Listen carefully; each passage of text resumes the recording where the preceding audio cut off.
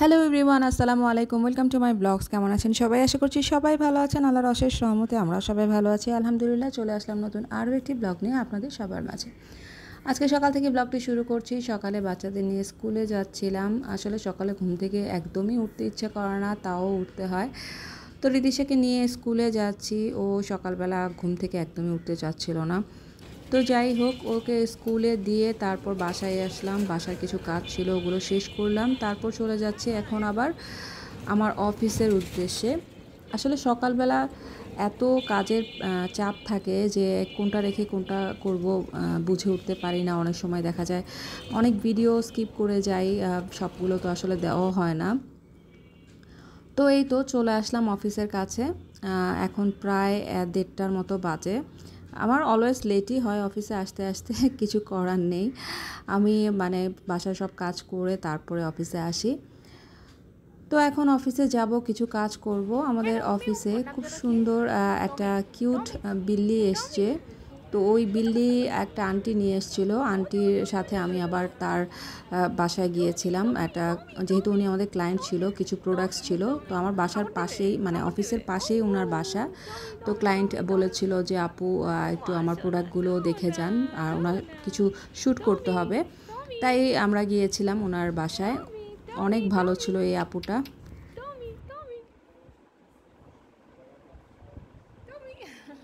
তারপর চলে গিয়েছিলাম আবারও পুরান ঢাকায়। পুরান ঢাকায় একটা অফিস ক্লায়েন্ট মিটিং ছিল। তো ওই ক্লায়েন্ট আমাদেরকে লাঞ্চের ইনভাইট করেছিল, তো ওখানে গিয়েছিলাম। লাঞ্চ বলতে বিকেলের স্ন্যাক্স আর কি খেয়েছি আমরা একসাথে। তো লাঞ্চ আসলে আমরা বাইরেই করেছিলাম। তারপর আবার ওনার সাথে যেহেতু ক্লায়েন্ট মিটিং ছিল, উনি আমাদেরকে ইনভাইট করেছে। ওনার কিছু প্রোডাক্টের শ্যুট আমরা করে দিব। তো ওনার সাথে সেই বিষয়ে কথা বলতে গিয়েছিলাম। তো তারপর উনি আমাদেরকে খাওয়ালো আর কি, স্টার কাবাব হোটেলে।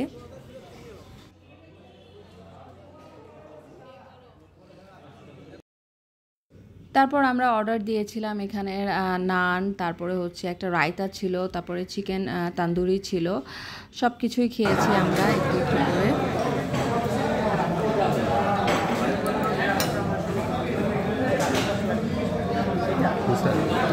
হবে।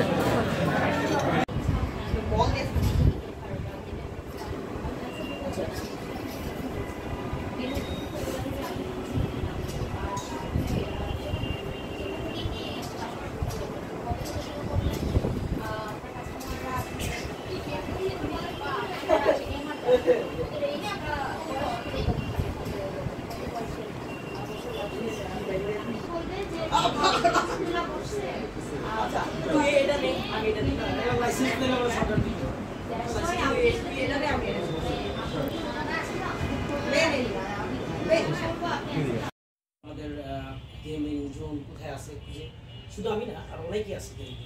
গেমিং জোন এখন বাংলাদেশে অনেক বিশাল, এটা একটা আস্তে আস্তে।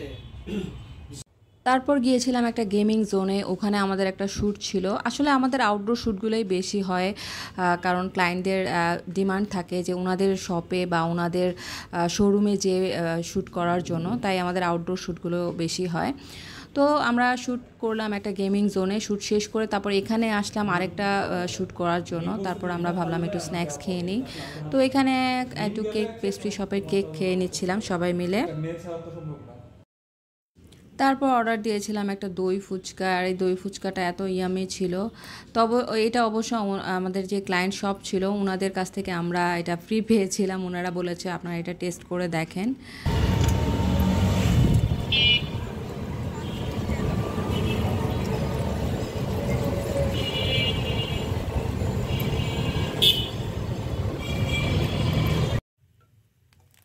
সারা দিন ব্যস্ততার মতো সময় কাটালাম। তারপরে সব কিছু শেষ করে আবার বাসায় আসলাম।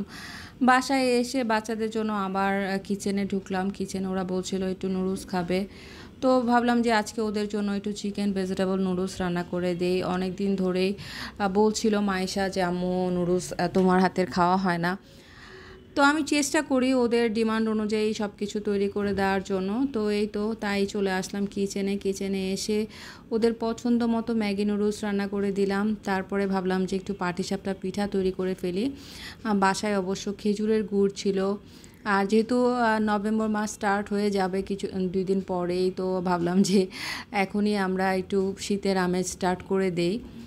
তো একটু পাটিসাপটা পিঠাও তৈরি করে নিলাম।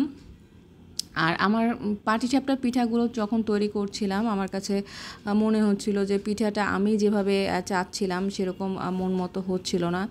আসলে এক হতে পারে যে একটু টায়ার্ড ছিলাম সারাদিনের কাজের ব্যস্ততার জন্য, তারপর আবার একটু মানে ভালোও লাগছিল না, অনেক টায়ার্ড লাগছিল, আর মনে হচ্ছিল যে শরীরের কোনো শক্তি পাচ্ছিলাম না। তারপরেও ভাবলাম যে না, একটু তৈরি করে রাখলে দেখা যায় ওরা সেটা মর্নিংয়েও খেতে পারবে, ঘুম থেকে উঠে খেতে পারবে, বা অন্যান্য অনেক সময় দেখা যায় আমার আসতে দেরি হয়ে যায়, তখন ওরা বিকেলে স্ন্যাক্স হিসেবে খেয়ে নিতে পারবে। তাই একটু বেশি করে তৈরি করে রেখে দিলে তো আর প্রবলেম নাই। বাট পাটিসাপটা পিঠাগুলো কেন যেন একটু ভেঙে ভেঙে যাচ্ছিল, আমার মনটা অনেক খারাপ হয়ে যাচ্ছিল পিঠা ভেঙে যাওয়ার কারণে। একটু কালারফুলের জন্য একটু কালার অ্যাড করেছিলাম যাতে একটু দেখতে কালারফুল লাগে। তো ওরা শুধুমাত্র অরেঞ্জ আর ম্যাগি নুডলসই খেয়েছে। ওরা বললো যে এখন আর পাটিসাপটা পিঠা খাবো না। তো ওদের জন্য এটা তৈরি করে দিলাম। ওদেরকে এখন রিদিশাকে একটু নুডলস খাইয়ে দিব, তারপর আমি একটু রেস্ট নিব। আসলে এত ব্যস্ততার মধ্যেও বাসায় এসে যখন কিছু করতে হয় তখন আর কিছুই ভালো লাগে না। আর বাচ্চারা আমার হাতে জিনিসগুলো এত পছন্দ করে যে ওদের জন্য কিছু করতে না পারলেও ভালো লাগে না।